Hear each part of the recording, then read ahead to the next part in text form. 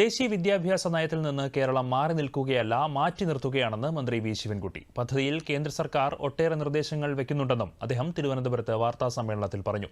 കേന്ദ്രം ആവശ്യപ്പെട്ട എഗ്രിമെന്റിന്റെ കാര്യത്തിൽ കൂടുതൽ പരിശോധന വേണമെന്നാണ് മന്ത്രിസഭയുടെ തീരുമാനമെന്നും മന്ത്രി അറിയിച്ചു. എഗ്രിമെന്റ് വയ്ക്കാൻ പറയുന്ന കാര്യത്തിൽ കുറച്ചുകൂടെ വ്യക്തത വരുത്തേണ്ട കാര്യമാണ്. വ്യക്തത വരുത്തേണ്ടതായിട്ടുണ്ട്. കുറച്ചുകൂടെ കാര്യങ്ങൾ ആഴത്തിൽ മനസ്സിലാക്കേണ്ടതായിട്ടുണ്ട്. അതാണ് ഒരു കാര്യം. അപ്പോൾ അതുകൊണ്ട് ഒന്നുകൂടി ഒരു പരിശോധനയും പഠനവും നടത്തുന്നതിന് വേണ്ടി അടുത്ത ക്യാബിനറ്റ് യോഗത്തിൽ മാറ്റിവെച്ചു.